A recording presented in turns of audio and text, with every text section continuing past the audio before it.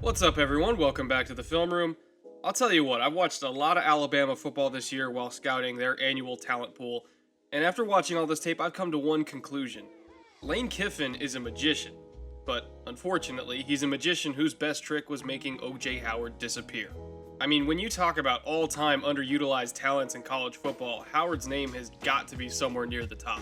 We're talking about a tight end here who's 6'6", 250, and at the Combine ran as fast as David Johnson, put up a better three-cone time than Tyler Lockett, and a better short shuttle than Khalil Mack. He's a bona fide freak of nature, and unfortunately it seemed like the Alabama coaching staff just straight up refused to use him. You look at the national championship game against Clemson, and it was just a never-ending series of hitches, spot routes, speed outs, and drags over the middle that never actually featured him downfield as a target. Even on third down, he was mostly just relegated to being an underneath safety valve rather than a true weapon in the passing game, which is just baffling to me. Why even recruit a guy like this if that's how he's going to be used? Having O.J. Howard run a hitch route, to me at least, is like buying a Ferrari and only ever driving it in parking lots. Like, what's the point? In that game, the only times they ever actually made a concerted effort to really get him the ball downfield was on a pump and go that went for a long touchdown, shocker, and a double pass from a wide receiver that got a big gain on a corner route. That was it. The first time they finally went to him downfield, it was 6, and then they just went right back to ignoring him until Steve Sarkisian dialed up a trick play. That is shameful to me, that was how he was used. O.J. Howard was the biggest matchup nightmare on that entire offense, and it wasn't even close. He should be matched up with linebackers and safeties in space where he can show off his athleticism and use that size and speed to separate downfield, not just bottled up as a checkdown option. I don't understand why this happened. And it wasn't just that game either. Every single week, Alabama would primarily feed Howard the ball underneath and basically force him to just get yardage after the catch. Which, to be fair, he did that really well. You routinely saw his athleticism on display in space when people would completely fail to contain him. But my problem is that they would only work Howard in with an intermediate or deep ball maybe once for every 5 catches he had near the line of scrimmage. And that might be generous. At times, it felt like the Alabama game plan basically amounted to give OJ the ball underneath and let him just out-athlete everyone else on the field to get to the sticks, which only gets you so far. It can work, yes, but why have him be a freak 5 yards downfield when you could be taking advantage of him being a freak 15 or 20 yards downfield? This line of thinking just makes no sense to me at all. And I can tell you right now that most NFL teams are at least competent enough to use a guy like Howard properly at the next level, so I'm not worried about him getting opportunities to produce in the pros. He'll get his chances, and with that frame, athleticism, and polish, I'd be shocked if he didn't take advantage of them. When the Browns coaching staff under Hugh Jackson got their hands on him at the Senior Bowl, and they run a very tight end friendly offense by the way, you started to see what Howard would become with an NFL coaching staff calling the shots, and he looked phenomenal. A few weeks later, he showed up at the Combine and put up the numbers I mentioned earlier, and then he went through position drills and blew everyone away all over again. He was extremely quick in and out of his breaks, he showed he could stretch the field with his speed, and he looked great in blocking drills. There were a couple drop balls here and there, but I didn't really see any problem with drops in his actual game tape, so those didn't really concern me that much. But again, once he finally got away from that Bama offense, teams started to see what he could do if used properly, and I think as a result, he's rocketing up draft boards. A couple of months ago, I said that Howard would be the first Crimson Tide player drafted, and now that he's shown what he can really do, I think that prediction is going to come true now more than ever. He's just a rare physical specimen that all 32 teams should want on their roster.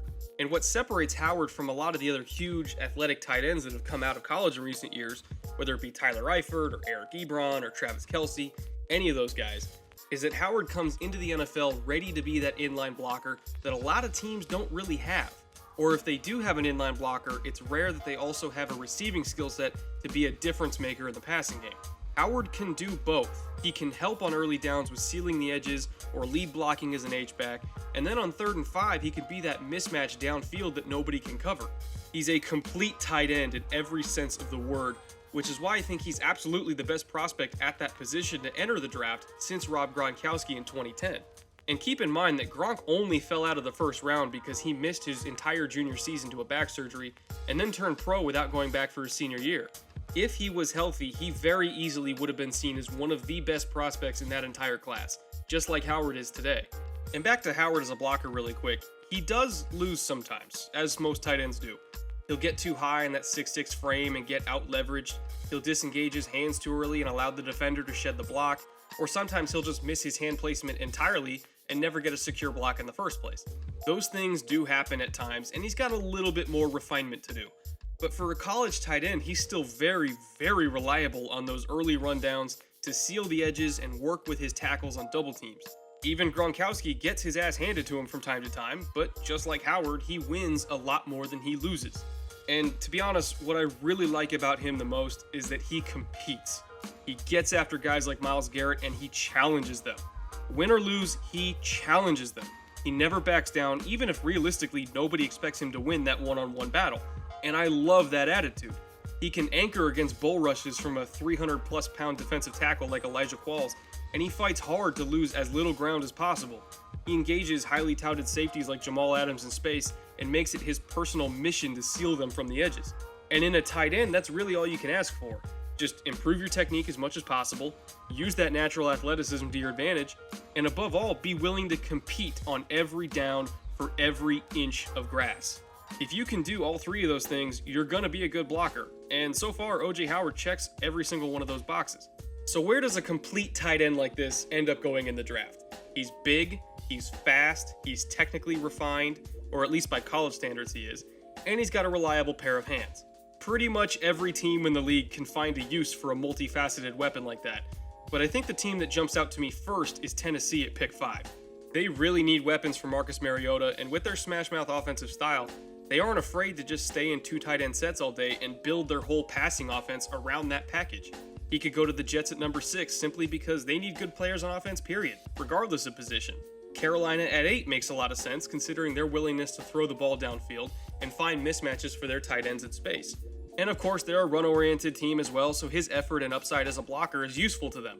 The Browns at 12, though, that's where I think he ends up when it's all said and done.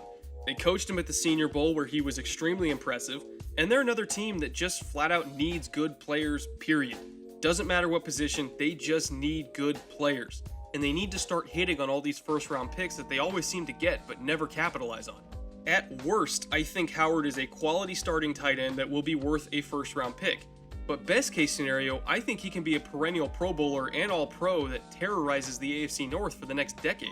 There's really not any downside with him, and with the state that Cleveland's roster is in right now, they'll take as many high-floor, safe, productive players as they can get. Prospects with this kind of diverse skill set are very, very rare in this league. I know tight end is not really the quote-unquote sexy pick in today's NFL, but I can guarantee you that whoever does end up with OJ Howard in this draft will not be disappointed. If there was ever a tight end that was worth a top 10 pick, or maybe even a top 5 pick, it's him. He is a true 3-down contributor, and he's going to be good for a long, long time. Alright folks, that's all I got for today. Next week, we're going to switch back to defense and take a look at one of my favorite cornerbacks and one of my favorite players overall in this draft class, Ohio State's Garyon Conley. His tape was excellent last year, and I was really interested to see how he would do at the Combine, but even I wasn't prepared for the show he put on there. I mean, he blew it up and looked like not just a first-round lock, but a potential top 20 pick. So we'll dive into all that and more next Thursday. I promise you guys are going to love him just as much as I do. He's a great, great player. And of course, I would like to extend a special thank you to everyone who donated to the channel this past week. Every little bit helps for getting me closer to the goal of being able to do this full-time as a career, and I really appreciate you guys trying to help me out here. It really, really means a lot. So with that said, I'll be back next week with more content as a result of that generosity. And until then, later.